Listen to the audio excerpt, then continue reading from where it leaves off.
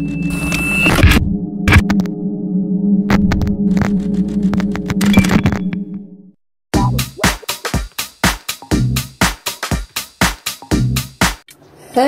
xin chào tất cả các bạn đã quay trở lại với kênh của Phần Nóng Lazada. Hôm nay chúng ta tiếp tục với series mở hộp các sản phẩm ở trên Lazada Shopee.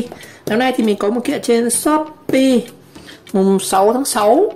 Thấy quảng cáo cũng rầm rộ lắm, hè sang cái gì sale, nhưng mà thực sự thì mùng 6 tháng 6 trên Shopee rất là tệ. Mình chia sẻ luôn, anh em hầu như chẳng có mã thì phí vận chuyển thì cũng trả được free ship, mà tính mỗi đơn anh em được giảm có 15.000 tiền ship, quá tệ luôn anh em.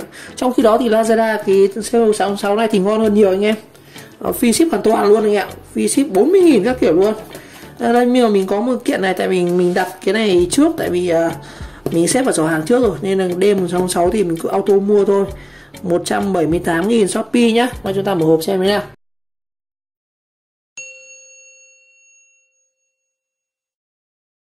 Đây, hàng thì nhận quay video mở hộp rồi, nhưng mà trên app thì vẫn đang ghi là giao hàng không thành công. Đây, chi tiết đơn hàng ở trên app này. 178.100 nha anh em. Đó, không phải bảo đấy. Đây, mã đơn hàng này R515. Đây, R515. Đấy, cũng đã ghi là giao chưa thành công đâu. Đó. Đây, mình được có mỗi cái đơn này mình được giảm 15.000 thôi, cũng khá là ít, bèo bọt anh em. Nói chung là mình mua cái này mình chẳng được khuyến mại nhiều đâu, mình chỉ được giảm có 15.000 cái đơn hàng này thôi, rất là bèo. Nhưng mình đang cần một số cái linh kiện ở trong này. Đây, khoan pin này. Lần trước thì mình có video một series về cái pin của Nissan, đóng thử cái cell của cái máy khoan auto cầm tay ấy, nhưng mà nó lại lỗi rồi anh em, vẫn không sạc được, nhiều khả năng là chết mạch. Ở đây thì mình đã mua hẳn một cục mới, mấy cái cell và ba cái mạch cho nó, và một cái 5 châm hút. Đây, tổng đơn hàng chúng ta sẽ có là đây, mình mua một cục pin này, mình chơi hẳn cục pin này, giá là 44.000. Xem nào, bây giờ thì lên 49.000 rồi. Nói chung là lấy sale thì nó cũng giảm trực tiếp vào tiền, giảm được mấy nghìn thôi.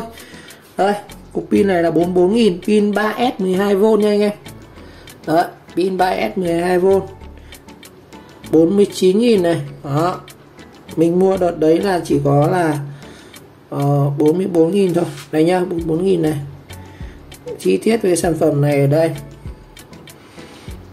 Pin lithium 3S, dùng cell là 18650, dung lượng là 1.500, 44.000.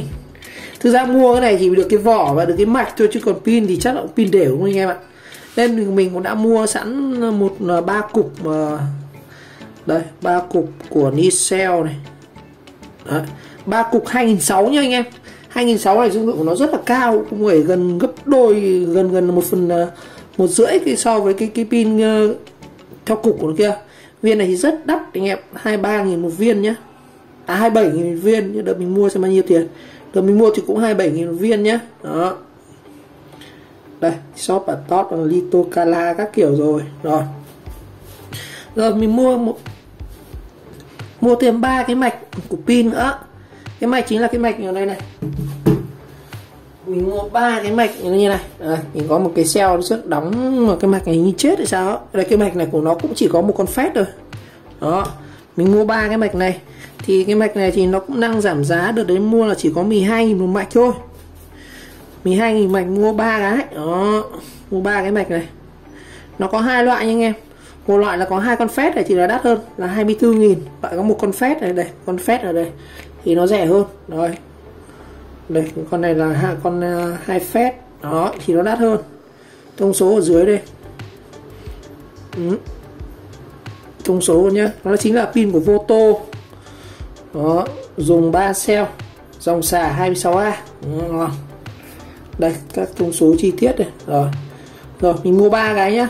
Và cuối cùng là mình mua thêm một cái 5 châm hút cho cái máy hàn, loại nhỏ nhỏ thôi anh em. Với loại bé tí này. Đến là hàn gì chiếc có cái kẹp vào. Đó, tiện mình review luôn cho anh em. Đây, cái kẹp hàn này 5 cân này, giá là 13.000 nhá. Đợt bây giờ mua không biết bao nhiêu tiền, nhưng mà đợt mình mua sale hôm qua sale là 13.000, bây giờ lên 14.000, nó rẻ hơn tàn 1.000 2.000. Rồi, đây, hộp thì nặng chắc luôn anh em.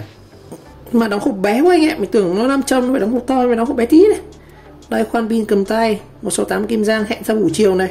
Buổi chiều mình đưa mẹ đi khám ấy, không phải ở nhà nhận anh em ạ. Đây, các kiểu đây, nam châm này, mạch sạc này, cell này, pin 3S. Rồi chúng ta mở hộp ra nhá. Đây, mã đơn hàng đây, RB5 này. Đóng gói nguyên nhá. Giờ rạch ra kiểm. Thường mình quay những cái video này chúng ta vừa kiểm hàng luôn, vừa review xem thế nào. Đây.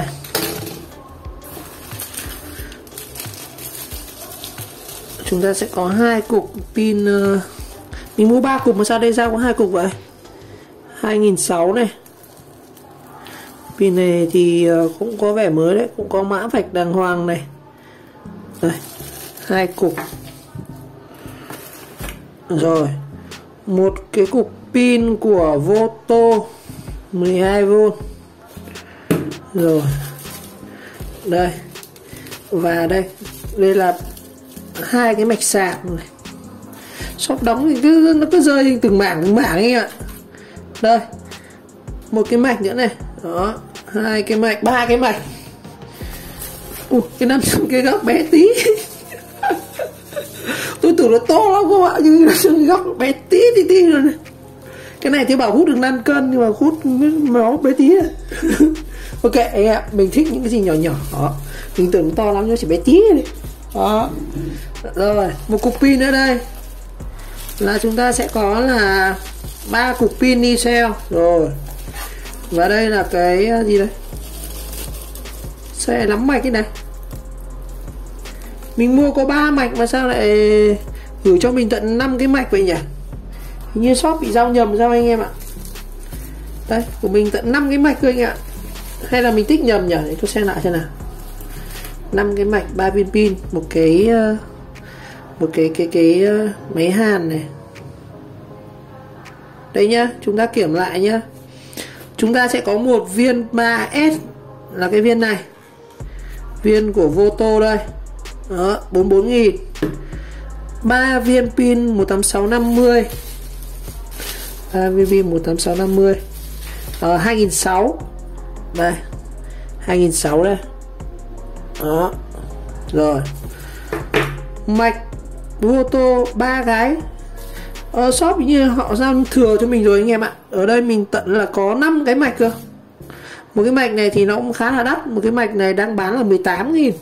Như vậy mình lời được 2 cái mạch này là 18 nhân 2 là 36.000 anh em. Ô tạm 36.000 này. Nhưng mà cái mạch này thì mình thấy nó cũng đang bị cháy ở đây anh em ạ. Mạch bị cháy này. Mốc gì đây. Đây mạch, hai mạch nó thế nhỉ. Mạch nó kiểu thế. Mỗi con này chỉ có một phét. Rồi, như vậy mình cũng lời được 36.000 đơn hàng này rồi. Giao thừa mình 2 cái mạch. Rồi, chúng ta sẽ review chi tiết từng cái một nhá. Đầu tiên là cục pin Li-ion này. Đây, Li-ion. Ở Voto.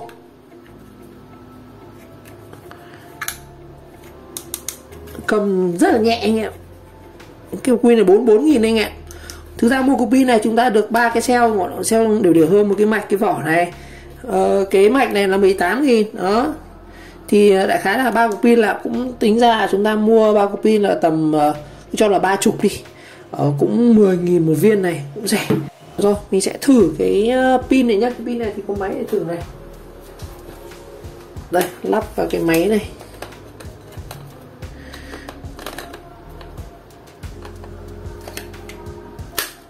Xem khoan được.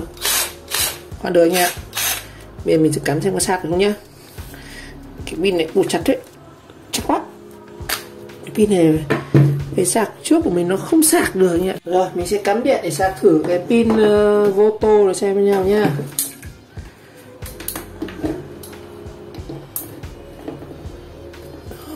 Cắm điện thử xem nào. Rồi cái này thì khi nào sạc đầy thì nó sẽ béo đèn xanh nhé. Rồi mình đo thử nhá. Đo thử lúc sạc luôn. Để ta là 600V. Đo thử xem nào. Âm dương này. Con này thì nó ghi sẵn âm dương rồi. Mình đo thử lúc chưa sạc nhá. Viên này chưa sạc thì nó sẽ tầm bao nhiêu? Chưa sạc thì đã tầm 11V rồi anh ạ. Nó cũng khá là đầy rồi.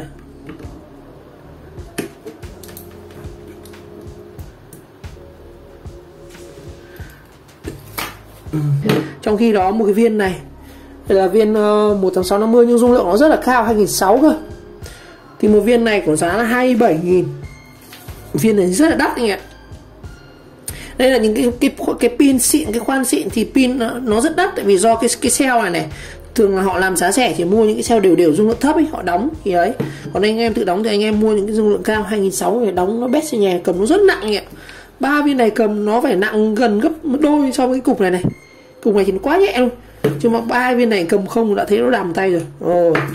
Rồi cái nam châm này thì nó cũng rất là bé, tiny luôn anh em. Nó có hình thang. Cái này để anh em mà hàn xì nhiều thì chúng ta hay dùng để kẹp sắt đó. Nhưng mà viên này bé quá. Rồi. Tiếp theo là cái mạch này. Cái mạch này thì mình đang hôm nay rất là vui, chúng ta được hời 2 cái mạch, lại được hời rồi. Nhưng mà con này thì vỏ của nó mạch giá rẻ nha, nó chỉ có một phép thôi anh em. Chất lượng mạch đây OLT103S này. Tất cả đây là OLT103S cùng một cái hết. Rồi, OLT103S. Rồi, hết rồi. Như vậy thì tổng kết lại đơn hàng hôm nay thì 178.000 thì không được ví vận chuyển của Shopee, nhưng mà được lời mất được 2 cái mạch thì thôi cũng hiểu như vậy. Thôi, lời thôi ỉm đi anh em ạ. Còn thừa thì bây giờ bảo shop đến lấy cũng chả biết như nào anh em ạ. Rồi, một lần nữa cảm ơn các bạn đã theo dõi video clip, và nếu thấy video hay thì các bạn nhớ like, subscribe của kênh và chờ đón các video tiếp theo. Ok, xin chào các bạn.